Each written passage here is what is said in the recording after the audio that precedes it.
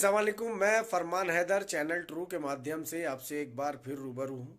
जैसा कि आप तमाम हजरात को ये मालूम है कि जनाब तकी आबदी साहब कनाडा से इस वक्त इंडिया में आए हुए हैं और आज उन्होंने एनसीपीयूएल में उनकी किताबों का इजरा जनाब वहाँ के डायरेक्टर अकील अहमद साहब ने किताबों का उनके इजरा किया और उन्होंने तकी आबदी साहब के बारे में अपने ख्यालात रखे और फिर उसके बाद तकी आबदी साहब ने भी अपने ख्यालों का इजहार किया।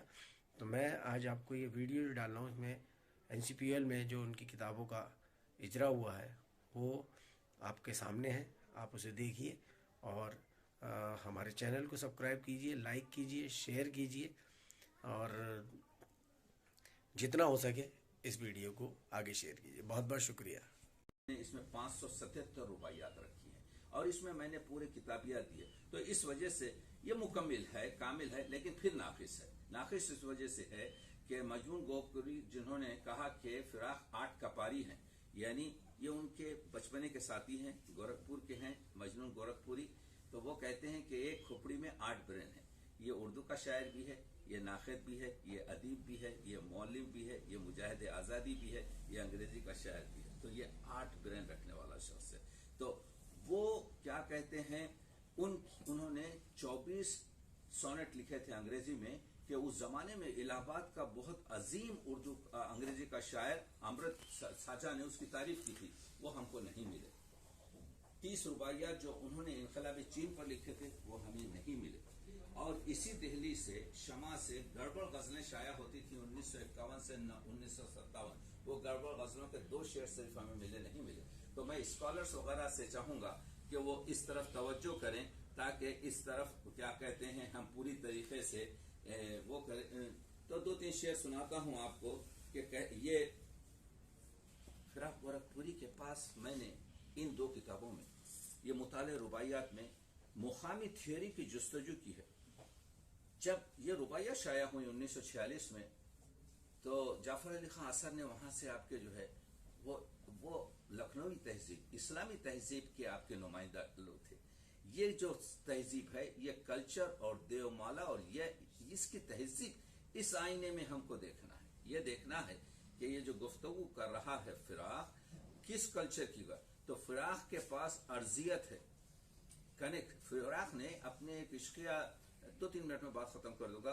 ये जो उर्दू की इश्किया शायरी का जो मखाला है 1937 में जो उन्होंने पब्लिश किया, उसमें हमसे कहा, यानी हम तख्लीकारों से, कि आपकी शायरी में जेहून नजर आता है, फुरात नजर आता है, नील नजर आता है, गंगा नजर नहीं आती, जमुना नजर नहीं आती। आपके पास बुलबुल नजर आता है, आपके पास यास्मीन नजर आती है, आपके पास कमल नजर नहीं आता, भौरा नजर नहीं आता, आपके पास साजन नजर नहीं आता। आपके पास जो है कल्चर की, अगर आपकी शायरी में आप इन चीजों को आप जड़ दें तो आपकी शायरी स्ट्रांग होगी। इसी तरफ 100 साल पहले गालिब ने कहा था मशन शौकत उर्फी की बू शिराजी, तुम उर्फी की इस वजह से इज्जत मत करो कि वो शिराज से ताल्लुक रखता था।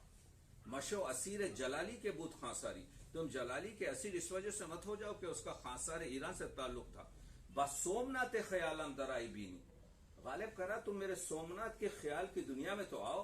रवा फरूज बनी दोष है जुन्नारी, अगरचे के जुन्नार का धागा मेरे सीने पे पड़ा हुआ है, लेकिन मेरे ख्यालात की तजल्ली देखो, स्पिरिचुअलिटी देखो। इकबाल जो अपने आप को ब्राह्मण ज्यादा कहता है, वो कश्मीर की जमीन से निस्बत करता है, वो खानदानी बात से नहीं कहता। कहता है यहाँ पर डेप्थ ऑफ ज्ञान है, डेप्थ ऑफ इल्म है। तो कहने का मतलब यह है कि उस मुकामी थ्योरी को, उस अर्जियात को अगर हम बताना चाहते हैं तो फिराक की शायरी में आपको देखना पड़ेगा कि हुस्न को उन्होंने, तो फिराक की शायरी जो है, फिराक गजल का शायर है, लेकिन जबरदस्त आपकी नज़में कही हैं, जबरदस्त रुबाइयात कही हैं। तो फिराक की गजल को आप 3 और एक ही ऐसा शायर है जो रिवायती गजल भी कहा है, जो तरक्की पसंद गजल भी कहा है, जो जदीद गजल भी कहा है, जो माबाद जदीद गजल भी कहा है। यही नहीं बल्कि उनकी गजल को अगर आप पोस्टमार्टम करें तो आपको मालूम होगा कि हुस्न की जो हिस्सियत है वो उसके पास भाषा और संस्कृत के शायरों से मिली है। उसमें आपके तुलसीदास हों के कबीरदास हों के ये, या अगर उन्होंने मंजर कशी की है तो मगरबी शुरा से की है, क्योंकि अंग्रेजी के एमए थे, 26 साल तक आपके जो है प्रोफेसर ऑफ अंग्रेजी रहे हैं आपके इलाहाबाद में। तो उनके पास स्पेंसर ने जिस तरह से इंग्लिस्तान की मंजर कशी की है, उसी तरह से फिराक ने यहाँ की हमारी मंजर कशी की है। तो कहने का मतलब ये है, तो फिर सवाल ये है कि वो ये कहते हैं कि मैं प्रोफेसर नासरी का बहुत ममनून हूँ कि जब मैं जवान से फिर हसरत और असगर गोंडवी तक होते हुए क्या हासिल किया। तो वो जो जमालियात हैं, वो जो आपके क्या कहते हैं जोरो बयान है, और जो बयान की चीजें, तो कहने का मतलब ये है, ये बात यहाँ पर एक्सटेंशन लेक्चर की नहीं है, लेकिन मैं ये कह रहा हूँ कि फिराक क्यों, फिराक के साथ हमने इंसाफ नहीं किया। फिराक की शख्सियत पर हमने बहुत से मसाइल हैं।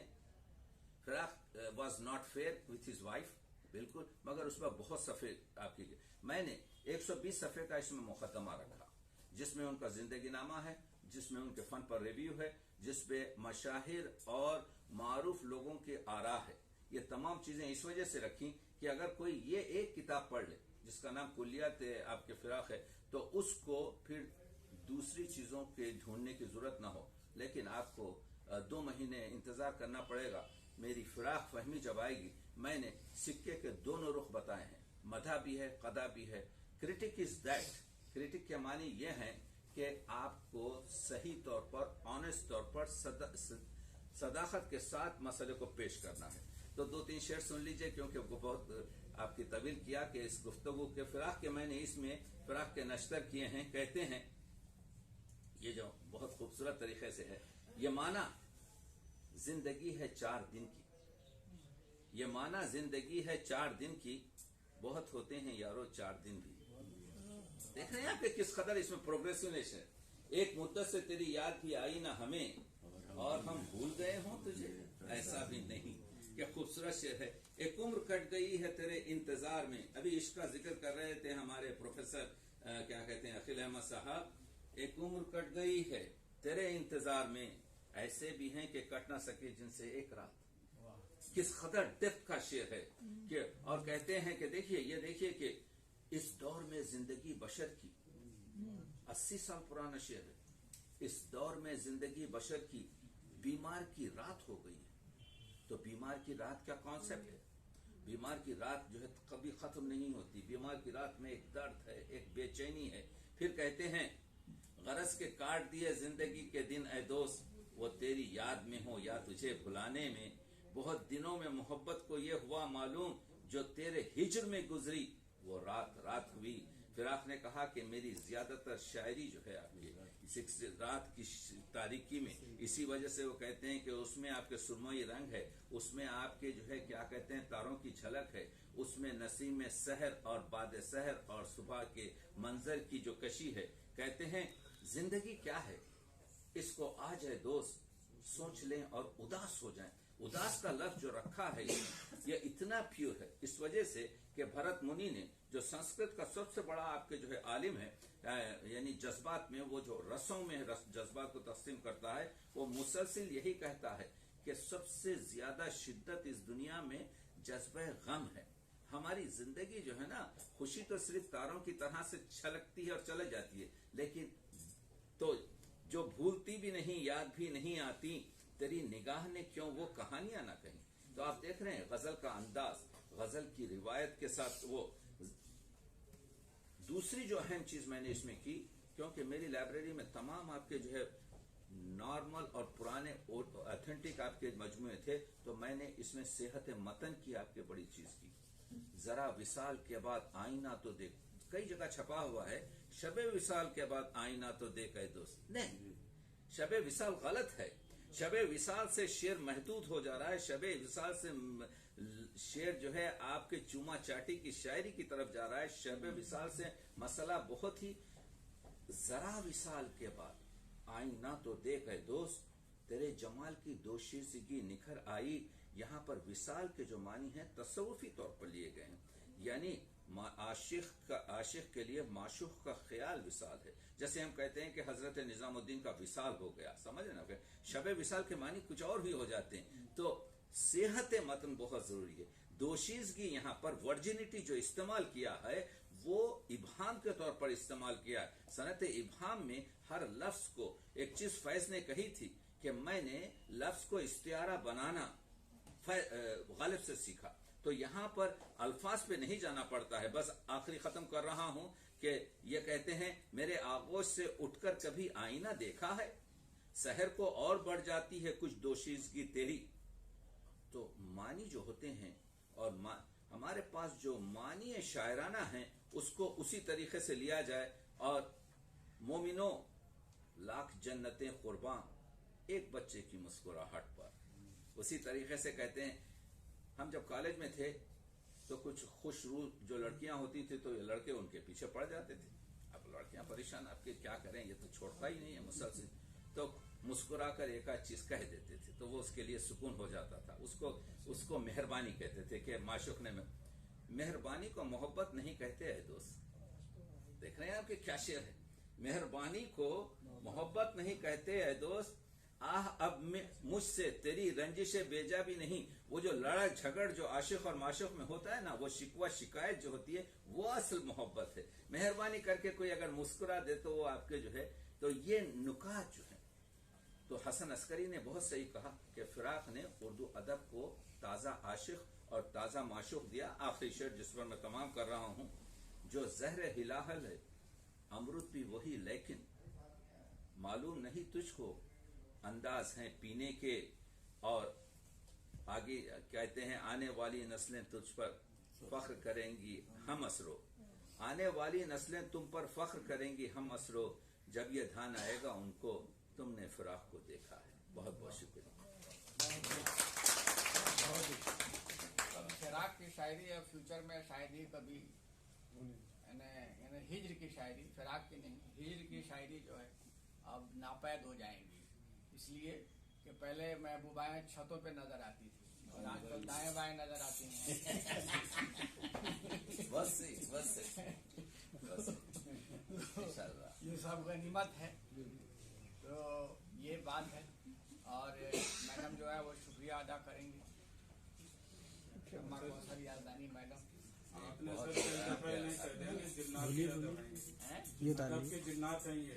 हाँ, मुझे लगता है ये अदब के इब्लीस हैं। यानी रांदा शुदा हूँ। शाकिर धोनी के ऐसे से सर मैं एक सवाल पूछ सकता हूँ? इरशाद।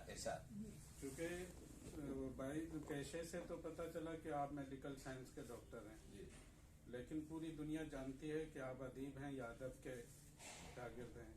तो आखिर हमारे यहाँ अदब की भी तिब का भी पैनल है, मेडिकल साइंस पर भी काफ़ी किताबें लिखी जा रही हैं। आपकी जहाँ पर भी है, अगर पेशे के हिसाब से देखा जाए तो मुझे एक भी तकलीफ नज़र नहीं आती। तो मेडिकल साइंस पर आप क्यों नहीं लिखते जो आप अदब पर लिखते हैं? मेरी बहुत सी है आपके जो है, अगर आप जो है उर्दू में, चूंकि आप नहीं उर्दू में तो नहीं हो सकता ना। मैं प्रोफेसर ऑफ मेडिसिन हूँ और मैं समझता हूँ कि मेरा जो कंट्रीब्यूशन है, अब मैं फुल टाइम फिजिशियन हूँ। अगर बात जो इम्पोर्टेंट जो एक्यूट ल्यूकेमिया है, आबिदी के बगैर आपके जो है वो चैप्टर कंप्लीट नहीं। मैंने आपके 1975 में उस्मानिया यूनिवर्सिटी से MBBS किया। मैंने आपके ग्लासगो यूनिवर्सिटी से आपके जो है MS किया कार्डियोलॉजी में। उसके बाद से मैं वो शख्स जिंदा हूं जिसके पास इस वक्त 4 दुनिया की जो है फेलोशिप, रॉयल फेलोशिप ऑफ आपके कनाडा भी मेरे पास है। मेरे पास आपके क्या कहते हैं FCAP भी है। और हम लोगों को करना ये पड़ता है यहाँ के डॉक्टरों की तरह से नहीं। अगर हम लोग यानी वेस्टर्न लोग, अगर हम 100 घंटे अगर कंटिन्यूअस एजुकेशन ना करें, जिसको कहते हैं CME कंटिन्यूअस मेडिकल एजुकेशन, अगर 100 घंटे हम ना करें तो हमारा लाइसेंस रिन्यू नहीं होता। इस वजह से अगर आप मुझसे बात करना चाहते हैं ओमनिक्रॉन पे, तो मैं आपको आधे घंटे का लेक्चर अभी दे सकता हूं। अगर आप मुझसे जो है कार्डियोलॉजी पे बात करना चाहते हैं, लेकिन वो अलग चीज है। मसला ये है कि मैं 17 से 18 आवर्स काम करता हूँ। ये जो हमारे सामने ले रहे हैं आपके जो है टीवी, ये फरमान हैदर साहब ट्रू टीवी के जो है एंकर भी हैं। और कल से इनसे पूछें कि कल से हमने 24 घंटे में कितने फंक्शन किए, तो ये बताएंगे आपकी। अभी मैं डायरेक्ट वहां से आ रहा हूँ, सुबह उठ के, मैंने कपड़े भी नहीं आपके जो है टाई लगा के आपकी खिदमत में आया हूँ। हम सुबह वहां से निकले हैं अमरोहे से। कल रात हमने 250 अफराद का आपके जो है वहां पर फंक्शन किया। मैं बीच में इंटरप्ट कर रहा हूँ। दरअसल वो ये चाहते हैं कि आपसे वो जो तिब है, जो आपकी फील्ड है, उससे उर्दू वाले भी मुस्तफीद हों। मेरे ये आर्टिकल ऐसा है। वो चाहते मैं हैं। देखिए, मैं कम से कम जो है 30-40 पेशेंटों, मेरे पेशेंट होते हैं यहाँ पर, मुसलसल बात करता हूँ उन लोगों से। लेकिन ये चीज है कि अगर फर्ज कीजिए कि आप ये कह रहे हैं कि मैं तिब्बी आर्टिकल क्यों ना लिखूं, ठीक है, तो मेरे से इंटरव्यू ले लें। जो कोई भी, जैसे अभी मैं 17 तारीख को यहाँ पर आया हूँ, how to live with COVID, मेरे 3 लेक्चर हो चुके हैं। तो आप लोग अगर पूछें तो मैं कहूंगा ना, मैं अपना तो प्रोपेगेंडा है। वो ये चाहते हैं कि आप ये किताब लिखिए उर्दू में, मेडिकल साइंस। उर्दू साइंस ठीक है, आप इंशाल्लाह जो है हो जाएगा। एक किताब मैंने आपके पहले लिखी है, मगर उसमें दीबाचा खुद 40 सफ़े का, तिब्बे नबवी। मुझे किसी ने शख्स दिया था कि आप तिब्बे नबवी पर बात करें। दूसरी जो है एक किताब 1937 में छुपी थी, तिब्बे मासूमी। तो इन पे जो मैंने दीबाचे लिखे हैं वो कम 35 सफ़े के हैं। उसमें मैंने बताया है, एक नुस्खा आपको दिए जाता हूँ, हुजूर का नुस्खा है। और आजमाइए। आपने देखा कि मैं जब बात कर रहा हूं, मेरी उम्र अब जो है 70 हो रही है, कुछ महीनों में मैं 70 का हो जाऊंगा। तो आप देखिए, आपने, मैं बात कर रहा था फ्लुएंसी वगैरह का, उसकी वजह क्या है? उसकी वजह क्या है? उसकी वजह यह है कि मैं एक नुस्खा इस्तेमाल करता हूं, उसको बता रहा हूं। एक हुजूर का नुस्खा है कि अगर तुम ये इस्तेमाल करोगे तो तुम्हारा हाफिजा इतना कवी हो जाएगा कि लोग तुमको साहिर कहने लगेंगे। और वो है शहद और जाफरान का नुस्खा, जो मैं 35 साल से इस्तेमाल करता हूँ। मेरे जो भाई हैं, छोटे भाई हैं, उन लोगों की भी मैं समझता हूँ याददाश्त मेरे से नहीं रहती। अगर आपने 5 साल पहले कोई जुमला कहा है, वो जुमले को मैं रिपीट कर दूंगा। अगर कोई कार नंबर जिसको मैं फोकस करना चाहता हूँ, तो कार नंबर में फोकस करता हूँ। मैं कभी अपने ड्राइवर से नंबर नहीं लेता, बल्कि उसकी जो पीछे की जो वो होती है, वो विजन मेमोरी है मेरे पास। उसकी वजह यह है कि मुझे नहीं मालूम। तो हुजूर का एक नुस्खा यह है, जिसको मैंने अपने ग्राम में किया है, कि अगर कोई 1 पाउंड आप शहद लें खालिस, और फिर मैंने वो माशे रिप्ती से बताया है कि 5 से 8 ग्राम आप जाफरान लें। जाफरान को कूट कर उसमें मिला लें, मिलाकर इसको ऊपर रख दें, या रेफ्रिजरेटर में नहीं, और रोजाना सुबह, जिसको नाश्ता ही कहते हैं, 1 चमचा आप पी लीजिए। 1 दिन 2 दिन में नहीं होगा, 3-4 महीने के बाद आप देखेंगे कि देयर इज अ विजन। ऐसा मालूम होता है कि मैं 4 घंटे भी सोकर, आप मुझे टॉपिक बता दीजिए, उस पर मैं बात करता हूं, और उन्वान से हटूंगा नहीं, समझ। तो गालिब ने महशर ख्याल कहा है दिमाग को। तो जहन के जो तकवीत की चीजें हैं, हमारे पास हिकमत में मौजूद हैं। तो ये चीजों पर बातचीत हो सकती है, लेकिन क्योंकि मैं आर्टिकल्स लिखते रहता हूँ जो अंग्रेजी में होते हैं, और मैं स्पेशलिस्ट हूँ आपके एक्यूट ल्यूकेमियाज और ब्लड कैंसर वगैरह के, और वो मुसलसल मुझसे कांटेक्ट होते रहता है। मेरा जो टेलीफोन है, उससे मैं अपने सेक्रेटरी से कांटेक्ट में होकर इमीडिएटली कंसल्टेशन करते हैं। तो इंशाल्लाह अगर वक्त मिले, क्योंकि ये मेरे दिल की चीज़ है, मैं गलती से डॉक्टर बन गया, वरना आपके जो है मैं हूँ आपके लिटरेचर का आदमी। उस जमाने में एक किताब होती थी अखिल भाई, एंट्रेंस एग्जाम होता था, वो किताब 600 सफ़े की होती थी, करंट मेडिसिन के नाम से। वो रट लें तो जो है आपके लिख दें, तो मैं 6ठे नंबर पे आ गया। तो एकदम मेरा जो है आपके क्या कहते हैं, उस्मानिया यूनिवर्सिटी में एज ए एंट्रेंस एग्जाम में वो हो गया, क्योंकि वो गलती से वो किताब मैंने रट ली।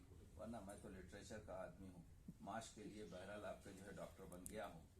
लेकिन काम करेंगे इंशाल्लाह मिलके, और ज़रूरत इस चीज़ की है कि हम सही इंफॉर्मेशन, और मखसूसन इस ज़माने में ये कोविड आपको छोड़ने वाला नहीं है। ये ओमिक्रॉन चला गया जाएगा, और एक आएगा 3 महीने के बाद। उसके बाद उसकी वजह यह है कि 7 बिलियन लोग जो इस दुनिया में मौजूद हैं, सिर्फ 3 बिलियन लोगों ने वैक्सीनेशन किया है, 4 बिलियन लोग नहीं किया। तो ये वायरस जब एक बदन से दूसरे बदन पे जाएगा, और ये वायरस, मेरा अपना ख्याल है, रॉन्ग हो सकता हूं, लेबोरेटरी मेड है, बहुत इंटेलिजेंट वायरस है, ये वो नहीं है जो पुराना है। तो ये आपको, तो किस तरह से ओमिक्रॉन क्या, अब जैसे आपको ये बताऊं, बैड न्यूज दे रहा हूं जो 16 दिसंबर की है, कि जो ये फ्लू का हम वैक्सीन लगाते थे, ये 6 महीने पहले बनता है। इसको एक प्रोटीन में बनाया जाता है। तो इसमें हम क्या करते हैं, 2 बी वायरस के एजेंट लेते हैं, 2 H1N3 लेते हैं। वो H1N3 टोटली तरीके से अपने आप को 6 महीने में बदल लिया। तो आज जो वैक्सीन लगाया जा रहा है फ्लू का, वो लीस्ट इफेक्टिव है। तो और लास्ट ईयर नहीं था ये, तो अब जब आपको फ्लू होगा, जिसमें बुखार भी है, खांसी भी है, नजला भी है, या आपको क्या कहते हैं कोविड हो जाएगा, तो आप डिफ्रेंशिएट नहीं कर सकेंगे, तो स्ट्रेसफुल रहेगा। तो कहने का मतलब ये है साइंस के साथ हम लोग जुड़े हुए हैं, और साइंस के साथ तो किस तरीके से हम करें, वैक्सीनेशन लगाइए, और आपके क्या कहते हैं घर जाकर स्टीम इनहेलेशन जरूर लीजिए, 1 मिनट का काम लीजिए, क्योंकि ये वायरस जो नाक में और हल्क में जाता है पहले, ये 24 से 48 घंटे तक बदन में दाखिल नहीं होता, यहीं रहता है। तो जब आप स्टीम लेते हैं तो ये 47 डिग्री पे मर जाता है, तो स्टीम 70 डिग्री के करीब होती है। तो स्टीम लीजिए, पहला काम कीजिए, घर जाते ही हाथ वगैरह धो लीजिए, उसके बाद से जो है क्या कहते हैं केतली में पानी लीजिए या चाय बनाइए, उसको अपनी नाक और उसके हल्क के सामने रखिए, लेट इट गो, जैसा सिगरेट पीने वाला धुएं को लेता है, लेंगे आप, तो आप देखेंगे कि अगर 4 वायरस या 4 मिलियन वायरस जो हैं वो खत्म हो जाएंगे। तो कोशिश ये करें कि हाँ डेली ये काम करें। कितने देर लगेगी आपके जो है, क्योंकि तो ये काम करें, स्टीम इनहेलेशन। अच्छा, गोली भी आ गई है वायरस की, उसका नाम पीवायरल है, उसको जो है पोलिटिसाइज, कोविड जो है पोलिटिसाइज हो गया है, सियासी बन गया है। तो गोली इस वजह से आपके FDA जो है फेडरल ड्रग ऑफ अमेरिका जो है उसको प्रूव नहीं कर रहा है कि अगर गोली को अगर हम अप्रूव कर दें, 6 गोलियां हैं, सुबह 2, एक सुबह एक शाम 3 दिन तक, तो आपका जो है वो लंग पर वगैरह पर असर नहीं होगा। लेकिन अगर वो गोलियां अगर आम हो जाएं तो फिर वैक्सीन कौन लगाएगा? हम ये चाह रहे हैं कि ये वैक्सीन लग जाए ताकि ये बीमारी हमेशा के लिए चली जाए, ठीक है। तो कहने का मतलब ये है, इसी वजह से आपने देखा ओमिक्रॉन जो आया है, ये जो है इफेक्टिविटी में, बीमारी प्रोड्यूस करने में डेल्टा से 20% कम है, लेकिन एक दूसरे से फैलने में तकरीबन 10% ज्यादा। तो कोई परेशानी की बात नहीं है, लेकिन ये इन चीजों से कोई बात नहीं है, लेकिन एक लिख दीजिए किताब जब वो कह रहे हैं। नहीं सर, आपने अभी एक रेफरेंस टाइटल लिया ना, करंट मेडिसिन, मार्केट में कल भी, आज भी और कल भी, वो रोजाना की डेट में अपडेट होती है करंट मेडिसिन। अच्छा, मैं चाहता हूं कि अगर करंट मेडिसिन को आप उर्दू जबान में कर देते हैं तो उस्मानिया का हक अदा हो जाएगा। कर दूंगा। देखिए, आप जैसे लोग ही कर सकते हैं। हाजिर हूँ। आप मुझे सिर्फ दे दीजिए, बता दीजिए, मैं इंशाल्लाह आपको ये काम हो जाएगा, ये काम हो जाएगा इंशाल्लाह। बहुत बहुत शुक्रिया। चलिए, आप शुक्रिया अदा कर दीजिए बाकायदा। तकी आबिद साहब आप आए, बहुत बहुत शुक्रिया आपकी किताबों के लिए मुबारकबाद और शुक्रिया बहुत बहुत। शम्मा नमद साहब आपका भी शुक्रिया, अनिक साहब का शुक्रिया, और तमाम लोग जो बैठे हैं, और डायरेक्टर साहब का शुक्रिया। अब क्या कह सकते जी, डॉक्टर कमल सिंह जी बैठे हैं, सब लोग का, जितने लोग यहाँ पे बैठे हैं सब लोग का शुक्रिया, बहुत बहुत शुक्रिया। हमारे सब लोग जो को फरमान हैदर हैदर साहब आपके साथ आए हैं, बहुत आपका भी शुक्रिया, आपने सारे प्रोग्राम को कवर भी किया, शुक्रिया। नहीं कि हम वहाँ से अपना पेन लगाएं और आगे बढ़ें अदब के अंदर, वो चीज़ जो है हर जो राइटर होता है, हर जो नाकिद होता है, वो उसकी तलाश करता रहता है, ढूंढता रहता है, स्पेस यानी ढूंढता है अपना जगह बनाने के लिए। तो मैंने जब इनकी कई किताबों को पढ़ी तो हमने देखा कि इसमें कहीं स्पेस नहीं है कि इसके अंदर आदमी घुसे या उसके अंदर दाखिल होकर के कुछ लिखने की बात करे, कुछ करे। तो ये एक इनकी बहुत बड़ी खूबी है, बहुत बड़ी इनकी सलाहियत है कि ये लिखते हैं तो बहुत जम के लिखते हैं। और अगर इन्होंने उठा लिया, फिराक को उठा लिया, तो सिर्फ यही नहीं कि फिराक की खुलियात जो है ये तो वो करेंगे, बल्कि फिराक से रिलेटेड जितनी चीज़ें होंगी उन सभी चीज़ों को पढ़ लेंगे, सभी चीज़ों के ऊपर लाइन लिखते हैं और कोशिश करते हैं कि वो जो है उस पर ये कोई किताब लेकर के आएँ। तो कहने का मतलब ये है कि फिराक को शुरू करते हैं तो ये फिराक के ही स्पेशलिस्ट बन जाते हैं। हाली के ऊपर शुरू करते हैं तो ऐसा लगता है कि हिंदुस्तान कौन कहे कि पूरी दुनिया के अंदर यही हाली के स्पेशलिस्ट हैं। उसी तरह से जब मरसिए के ऊपर ये लिखते हैं तो पूरा ऐसा लिखते हैं कि लगता है कि पूरे हिंदुस्तान के अंदर या पूरी अरबी दुनिया के अंदर मरसिए के स्पेशलिस्ट यही हैं, बाकी लोग हैं ही नहीं हैं। तो ये इनकी एक सबसे बड़ी खूबी है और ये एक बहुत बड़ी खूबी है कि जब पढ़ना चाहिए तो ऐसा पढ़ना चाहिए कि फिर को किसी दूसरे आदमी को तनकीद करने की गुंजाइश नहीं बाकी रहे। और नहीं पढ़ना चाहिए तो फिर नहीं पढ़ना चाहिए, पढ़ना चाहिए तो दिलो जान से पढ़ना चाहिए, या कोई भी काम करना चाहिए तो ऐसे ही करना चाहिए। मेरा मानना ये है। दूसरी बात ये है कि आप सभी लोगों को मालूम है कि पूरी दुनिया भर में ये मशहूर व मारूफ शख्सियत हैं, हर जगह जाते हैं, जहाँ जाइए वो इनकी बातचीत होती रही है। पूरी दुनिया के किसी भी कोने में चले जाइए, दुनिया के किसी भी आदमी से आप मिलिए, बातचीत कीजिए, इनका नाम ज़रूर बीच में आ जाता है। तो एक तरह से देखा जाए तो ये अदब के एम्बेसडर भी हैं, ये अदब के एम्बेसडर भी हैं।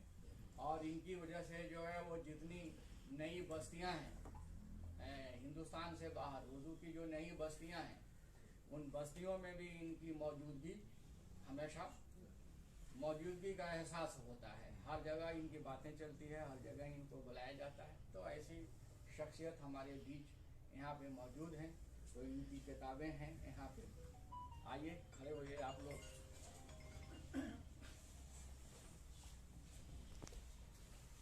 पहली जो इनकी किताब है कुलियात फिराक गोरखपुरी, आप लोग भी पढ़िए, देखिए किताब है।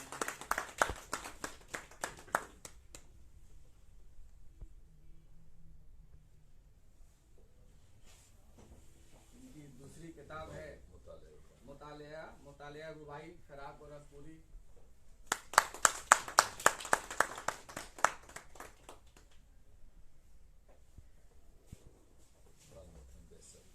और ये बाल मुकंद, ये भी शायर हैं जो कि इनको बहुत कम लोग जानते हैं, लेकिन इनके जो बेटे हैं, इनके ख़ानदान के लोग हिंदुस्तान में नहीं रहते हैं, वो बाहर रहते हैं। तो उनके मसौदे वगैरह सब वो जमा करके इनको दिया गया और इस पर इन्होंने काम किया। वैसे काम करने के बाद जो है इस पे 2 किताबें इन्होंने पब्लिश की। हमने कहा कि जैसा कि ये जिसके ऊपर शुरू करते हैं तो बिल्कुल उसको A to Z सब कुछ उसके ऊपर करके ही छोड़ते हैं उस अदब पे।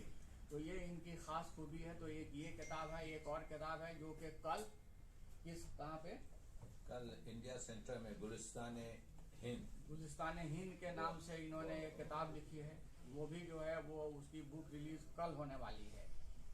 तो ये 3 बुक रिलीज करने का जो है मुझे क्या कहते हैं वो शरफ हासिल हुआ। तो ये बहुत बड़ी बात है, वो भी इतने बड़े यानी अदीब की 3 किताबों को रिलीज करने का जो है मुझे मौका मिला। तो ये सारी चीज़ें हैं। बाकी हमारे दोस्त जो है, हाँ, बाकी जो हमारे दोस्त हैं ये लोग इनकी किताब की बरकत देखिए कि 2 और अजीम शख्सियतें यहाँ आ गई हैं। ये बहुत बड़े अफसाना नगार हैं, हमारे नाविल नगार हैं, और ऐसे नाविल नगार अफसाना नगार के जिनके ऊपर जो है वो कहानियाँ बनती रहती हैं। एक इनका था वो कौन दान, सिंघार दान, उसके ऊपर सीरियल लिखे जा चुके हैं और पता नहीं क्या क्या लिखे जा चुके हैं। मशहूर मारूफ वर्ल्ड फेम के ये एस्ट्रोलॉजर भी हैं। ऐसी एस्ट्रोलॉजी करते हैं कि मैं डर जाता हूँ। इसमें से ये जो अंगूठी है ये मेरी ज़मीन बिक नहीं रही थी। तो एक दफ़ा इनसे बातचीत हुई तो इन्होंने कहा कि आपकी ज़मीन बिक जाएगी, ये अंगूठी पहन लो। तो ये अंगूठी हमने पहन ली। बिक गई, काफ़ी बिक गई है ना, 2-3 करोड़ अच्छे दामों से भी। नहीं कम से कम 3 करोड़ रुपए की ज़मीन बिक चुकी, अभी 1-8 करोड़ और बाकी है। तो ये अपने फील्ड के ये माहिर हैं एस्ट्रोलॉजी के ऊपर। मैंने इनके अफसानों में जो एस्ट्रोलॉजी है उसके ऊपर भी हमने एक बहुत बड़ा मजमून लिखा था कि शमूएल अहमद के अफसानों में इल्म नुजूम की मानवियत, जो हम समझते हैं कि कम से कम 20-25 रसालों में हिंदुस्तान से पाकिस्तान तक वो छपा, और इन्हीं के मजमून से पाकिस्तान के अंदर लोगों ने मुझे जाना और पहचानना शुरू किया। तो काउंसिल ने भी छापी। हाँ, काउंसिल ने भी इनकी जो एक किताब है जो इल्म एदाद पे है, इल्म एदाद में इनकी एक किताब छप रही है बेहद खूबसूरत तरीके से। वो किताब तो छप गई होती, लेकिन हमने ये सोचा कि उसको जो है वो रंगीन फोटोग्राफ्स के साथ छापा जाए। तो वो रंगीन फोटोग्राफ्स के साथ वो किताब इनकी छप रही है। और वो काफ़ी शोहरत होने वाली है। मलिक ज़ादा साहब को आप सभी जानते ही हैं, ये भी फेसबुक के बिल्कुल के भी वो शहजादे हैं। ये बेताज या- बादशाह, बेताज बादशाह। बेताज बादशाह हैं। हमेशा कुछ ना कुछ लेक्चर वगैरह इनका होता रहता है। खवातीन भी बहुत मकबूल है। ये तो आप भी बहुत मकबूल हैं और ये भी बहुत मकबूल हैं, मुझे छोड़ करके सभी मकबूल हैं। तो मैं जो है मैं आपको जो है, मैं क्योंकि ये बाहर से आए हुए हैं मेहमान, तो इनको मैं एक बुके प्रेजेंट करता हूँ। मुबारकबाद देना चाहता हूँ इन किताबों के आने के बदले में। आप लोगों के आने के बारे में मुझे खबर नहीं थी पहले से, नहीं तो आपका भी ऐसे ही मैं मना के रखता। तो ये है। और इससे पहले कि मैं तकी आबिदी साहब से कहूँ ये तो कि कुछ इजहार ख्याल करें, उससे पहले आप लोग अगर कुछ कहना चाहते हैं तकी आबिदी साहब के बारे में, ये एक्सपेक्ट करते हैं कि आप लोग जो है कुछ न कुछ ज़रूर कहेंगे। और आप लोग अफसाना नगार भी हैं, शायर भी हैं, तो अफसाना बनाने में कितनी देर लगेगी आपको? तकी आबिदी साहब को मैं पढ़ता रहा हूँ। अब मैं इनकी तनकीदी बसीरत का कायल हूँ। और बाक़िर साहब ने जो भी कहा इनके बारे में, ये बहुत तफसील से जाते हैं किसी भी मौजू में, हर पहलू से उसको देखते हैं और पढ़ते हैं। तो मैं इसका एतराफ़ करता हूँ। और एक बहुत बड़ी बात जो मैंने ये महसूस की कि वाकई उर्दू का दर्द है इनके दिल में। उर्दू को दूर दूर तक बच्चों तक फैलाना चाहते हैं, उसको शुरू करना चाहते हैं, और बहुत संजीदा है। तो ये एक बड़ी बात है यहाँ, जबकि उर्दू इस मुश्किल दौर से गुजर रही है, वहाँ तकी आबिदी जैसी शख्सियत का होना ये एक बड़ी बात है। और मुझे बहुत खुशी होगी ये किताबें, अगर चाहूँगा कि खरीद के रखूँ।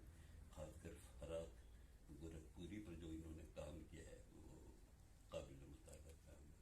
मैंने मुबारकबाद देता हूँ तकी आबिदी साहब, और उनकी लंबी हयात की बहुत एक ज़माने में जब मैं एमए में पढ़ता था, उस वक्त शुरू एमए से पहले मैंने उर्दू पढ़ी नहीं थी कभी ज़िंदगी में। जब एमए में मैं लेक्चर सुना करता था तो मुझे लगता था कि सारे उर्दू के प्रोफेसर ऐसे ही बकवास करते हैं, झूठ बोलते रहते हैं।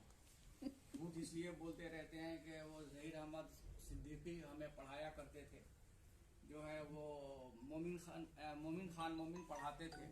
और उन्होंने कहा कि जब वो 6 या 8 साल के थे तो उनको पहला इश्क हो गया था। हमने कहा कि मैं एमए में आ गया और आज तक मुझे इश्क ही नहीं हुआ किसी से, ये कैसे मुमकिन है 8 साल के बच्चा को किसी से इश्क हो। तो बहरहाल, लेकिन जब हमने फिराक को पढ़ा तो मुझे सचमुच इश्क होने लगा, यानी किसी अननोन से, जिसको हम खुद नहीं जानते हैं, जिसकी कभी शक्ल नहीं देखी थी। तो वो फिराक ऐसे जो है वो शायर थे और इनकी ऐसी ऐसी गज़लें हैं और गज़लों के ऐसे ऐसे अशार हैं कि एमए के ज़माने में हम लोग उसको बार बार पढ़ा करते थे, बार बार सुनाया करते थे। ख़ास तौर पे जो हमारी लड़कियां दोस्त हुआ करती थी उन्हें भी सुनाया करते थे। और इनकी जो रूप की रुबाइयाँ हैं उसके जिसके लिए खुद फिराक जाने जाते हैं, तो वो सब पे इन्होंने काम किया है। तो जाहिर सी बात है कि शायर तो शायर है, लेकिन शायर पे काम करने वाला भी उस वक्त कोई शायर से कम नहीं होता है। बल्कि हकीकत तो ये है कि गालिब को गालिब बनाया हाली ने। उसी तरह से जितने बड़े बड़े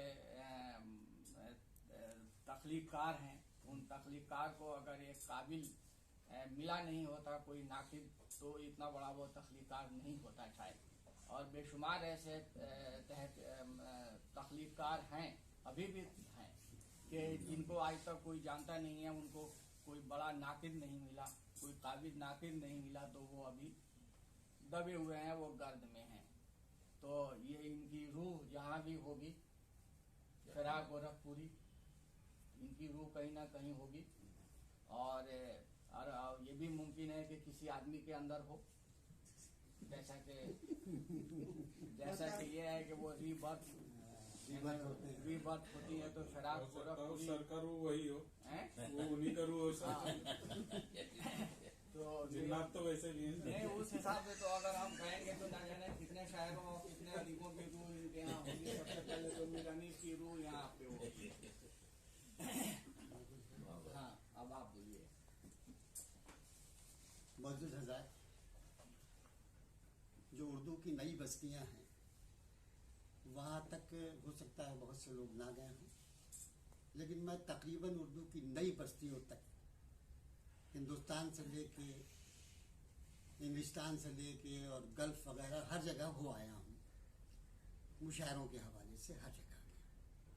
तो वहाँ जाने के बाद बड़े बड़े इदारों में भी गया जो उर्दू का काम कर रहे हैं, बड़े बड़े अदीबों से मिला, सबसे मिला। और जब उन लोगों की गुफ्तगू शुरू होती है, बातचीत जब शुरू होती है, तो किसी न किसी हवाले से तकी आब्दी साहब का जिक्र वहाँ होता है। ये बड़ी बात है। ये मैं तो अपने लिए बड़ी खुशकिस्मती समझता हूँ कि आज हम और शमील भाई आए थे मिलने के लिए। तो जैसे अमेरिका का पता कोलंबस को मिल गया था, वैसे मुझे तो इतनी खुशी हो रही है कि आज इतनी बड़ी शख्सियत जिसका जिक्र बड़े बड़ों से हमने सुना है वो हमारे सामने बैठी हुई है और एनसीपीएल में बैठी है। एनसीपीएल के बारे में तकी अब्दी भाई सब सारे जानते हैं, दुनिया जानती है कि ये हिंदुस्तान का सबसे बड़ा इदारा है उर्दू के हवाले से। और उसकी एक मिसाल आपने देख लिया होगा मिल के हमारे डायरेक्टर साहब से और तमाम लोग जो यहाँ लोग मौजूद हैं, बड़े अच्छे, बड़े मियारी और बहुत मदद करने वाले लोग। अभी हाल में कलीमुल्लाह साहब का जिक्र मैं खासतौर से करूँगा डॉक्टर साहब कि मेरी किताब जो थी वो एक किताब मेरा शेरी मजमुआ यहाँ मैंने दाखिल किया था, वो हो गया। तो दरमियान में मैंने मकान चेंज कर दिया, तो लोगों ने मुझसे ये कहा कि आपको लेटर मिला एनसीपीएल का? भाई मैंने कहा नहीं साहब, मैं तो हो सकता है पुराने पते पर है। तो मैं जब आया तो मुझे इतनी खुशी हुई, खासतौर से डॉक्टर साहब से मैं ये कहूँगा कि आपका जो स्टाफ है, यहाँ के जितने लोग हैं जो जिस सीट पर हैं, ये मोहतरमा बैठी हुई हैं, कलीमुल्लाह साहब बैठे हुए हैं, इन लोगों ने इतनी मदद की। कलीमुल्लाह साहब ने कहा नहीं हो सकता है कि आपको ना मिला हो, लेकिन मैं अभी करके उन्होंने पूरे तमाम चीज़ें हमें मुहैया करा दी, इन्होंने मदद की। तो ये इदारा इसलिए भी बहुत मशहूर है और मरूफ है कि यहाँ के जितने वर्कर्स हैं, जितने ऑफिसर्स हैं, सब लोग उर्दू वालों की इज्जत करते हैं, उर्दू ज़ुबान की इज्जत करते हैं और उर्दू अदब के हवाले से ये इदारा जो है जाना और पहचाना जाता है।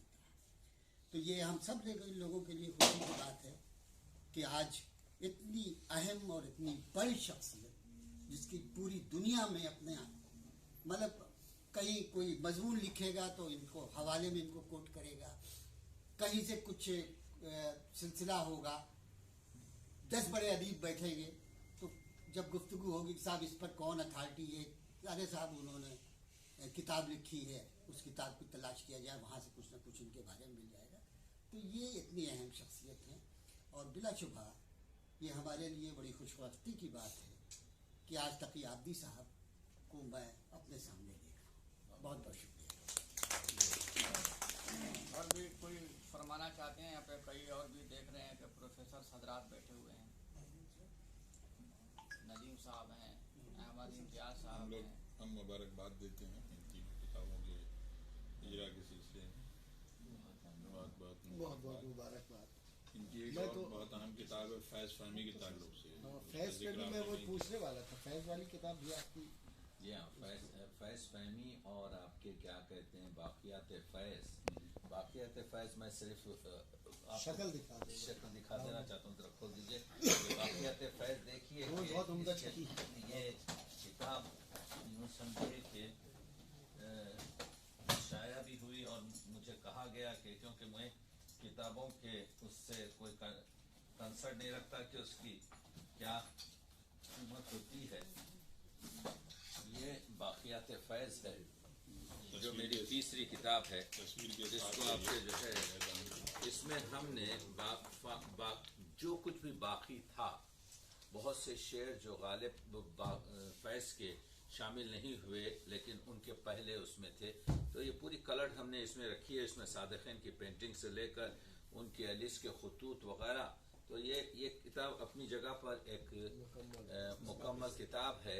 इसकी कीमत बहुत ज़्यादा रखी गई कि मैं एहतजाज करता हूँ। इसकी कीमत जो है वहाँ पर 7,500 रुपये रखी गई, लेकिन 1,000 से ऊपर लोगों ने इसको जो है ले लिया। तो ऐसी अब किताबों की भी ज़रूरत है। और दूसरी चीज़ ये है कि जिस किताब का जिक्र हो रहा है, कल तशरीफ़ लाएँ आप, ये बहुत अजीम किताब है। इसका नाम है गुलिस्तान हिंद, जो कल रिलीज़ होगी। ये 4 ज़बानों में। ये देखिए, ये मखतूता है। ये मुझे पुरानी किताबों में मिला, 84 सफ़े का एक मखतूता। इसको मैंने ज़िंदगी ये दी कि इसको उर्दू में लिखा, इसको मैंने देवनागरी में आपके किया, इसको मैंने रोमन में किया। तो हर एक पेज जो है, तो ये अजीब किताब है। ये पूरी दुनिया अदब में पूरी अजीब किताब है। और ये इस वजह से मैंने चाह किया कि ये वायरल होगी। ये मखतूता मैं पुराने दिल्ली बॉम्बे के बाज़ार में मुझे एक मुशायरे की जो है उसमें दिया गया था। तो मैं निकल कर संडे गया, तो मुझे कुछ किताबों में 84 सफ़े का बालमुकन बेसब्र का, ये गालिब के शागिर्द हैं, बालमुकन बेसब्र। ये तख्ता के सगे भांजे हैं। इन्होंने 11 किताबें लिखी। इनका बेटा लखपति हुआ, लेकिन उसने बाप पर 100 रुपये खर्च नहीं किए। तो ये इत्तेफाक से इनके मखतूतात मुझे मिले। तो मखतूतात में से मैंने 4 अभी तक उसको जिंदा किया। ये वो है, सादी का जो गुलिस्तान है उसी वजह पर इन्होंने, सादी का गुलिस्तान 800 सफ़े का है, ये हिंदुस्तान का गुलिस्तान है, और ये 84 सफ़े का है। तो ये 84 सफ़े में उन्होंने वही 5 चैप्टर रख के दिफास किए। एक हिकायत बयान करता हूँ। बालमुकन बेसब लिखते हैं कि जिस जमाने में दिल्ली की जामे मस्जिद बनाई जा रही थी, शाहजहां का दौर था। तो शाहजहां के दौर के कुछ मुतासिब उमरा आए और शाहजहां से कहा कि हुजूर, आपकी इस जामे मस्जिद के अतराफ कुछ मंदिर हैं, इन मंदिरों को मिस्मार किया जाए और उसकी कीमती चीजों को लाकर इस मस्जिद में लगाया जाए। शाहजहां ने कहा, पहली चीज तो यह है कि मस्जिद में गजबी चीज नहीं आ सकती। दूसरी चीज यह है कि मैं शहंशाह हूं, रियाया के इबादतगाहों और रिवाया की जिंदगी की हिफाजत करना मेरा ऐन फर्ज है। तीसरी चीज यह है कि ये जो तुम कह रहे हो कि इनके इबादतगाहों को मैं मिस्मार कर मस्जिद में लाऊं, जब इनका इकबाल बुलंद होगा तो वो हमारी मस्जिद को तोड़कर अपनी चीजें वापस ले जाएंगे। इसलिए मेरे दरबार से मरदूद हो जाओ, निकल जाओ ऐसी चीजों की। तो ऐसी हिकायत बालमुकन ने जो लिखी है इसमें, ऐसी, तो ये हिंदुस्तान की है। तो ये अजीब नुस्खा मुझे मिल गया। ये 1861 का लिखा हुआ है, और अगर यह काम नहीं होता तो ये हमेशा के लिए बालमुकन की आपके किताब खत्म हो गई होती, यानी खत्म हो गई होती। राम बाबू सक्सेना लिखते हैं कि इनके बड़े बेटे स्वरूप से मैं मिला जब वह बहुत बूढ़े हो चुके थे, और मैंने कहा कि आपके वालिद ने 10 किताबें लिखी थी, कोई चीज है? तो स्वरूप, जिनकी मेरठ में मिल्स थी, उन्होंने पहले तो आपके क्या कहते हैं राम सक्सेना को खांस नहीं डाली। बाद में जब उन्होंने इसरार किया कि क्या मैं ले सकता हूं बालमुकन के कुछ, तो उन्होंने कहा हम आप तक पहुंचा देंगे। उसके बाद राम बाबू सक्सेना लिखते हैं, मुझे एक कागज भी नहीं दिया गया, और वो किसी तरीके से किस्मत थी ये स्पिरिचुअल लोगों की कि ये मेरे पास पहुंची। तो मैं अब आपको 7,500 अशार का इनका पूरा दीवान भी पेश करूंगा। तो आप देखिए फारसी के शेर कैसे हैं इस शख्स के, इसके देखिए उर्दू के शेर कैसे हैं, मसनवी कैसी है, कतार कैसे हैं, रुबाइयात कैसे हैं। ये तो सिर्फ उनका एक किताब छोटी सी थी 84 पेजेस की। तो ये कल इसकी रूनुमाई होने वाली है। तो कहने का मतलब ये है कि अब मैं पहले तो ममनून हूँ जो अल्फाज मेरे लिए कहे गए। मैं उर्दू का तालिब इल्म, और क्या कहते हैं, मैं अपने आप का कहता हूँ कि मैं सेहत का तबीब, अदब का मरीज और उर्दू का वकील।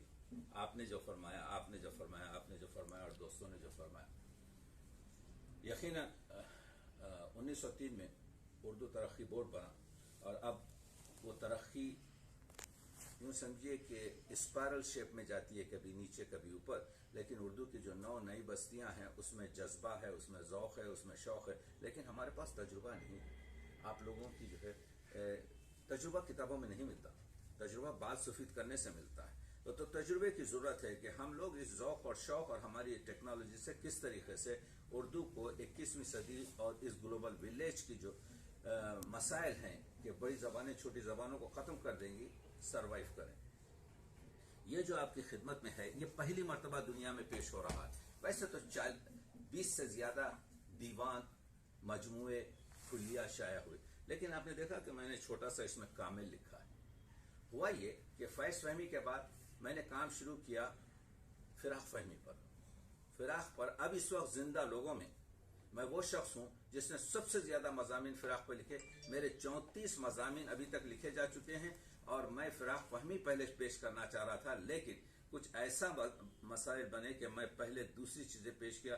फिराक फहमी मैं इंशाअल्लाह अप्रैल और मई तक लाऊंगा, क्योंकि जब मैंने फिराक के बारे में मुख्तलिफ जगहों पे, शायद 25 जगहों पे बातचीत हुई है, जब मैंने असातिज़ा से चीज़ें सुनी तो मुझे मालूम था कि 3 या 4 चीज़ों को मैंने अपनी फिराक फहमी में उस पर गुफ्तगू नहीं की है।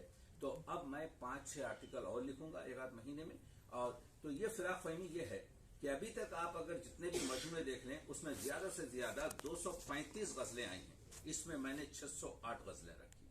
अच्छा, फिर गज़ल अगर फ़र्ज़ कीजिए कि 23 शेर की थी, 25 शेर की थी, तो उस पब्लिशर ने उसमें से 8-9 खुद ब खुद इंतखाब करके छोड़ दिए। तो मैंने जब कंपेयर किया कि ये शेर को इंतखाब में होना चाहिए था, क्योंकि इंतखाब जो है हर उस शख्स को हासिल है जो इसके साहिब तसनीफ है, तो इसमें मुकम्मल आपको 23 शेर की भी 25 शेर की भी फिराक की गज़ल मिलेगी। तो अभी तक 37 उनकी नज़में शाया हुई थी मुख्तलिफ पूरे मजमूए में, मैंने इसमें 82 नज़में शामिल की। अभी तक मैंने इसमें 50 दोहे शामिल किए हैं। अभी तक 351 रुबाइयात रूप की और 125 रुबाइयात वगैरह कुछ आपके क्या कहते हैं रूह कायनात की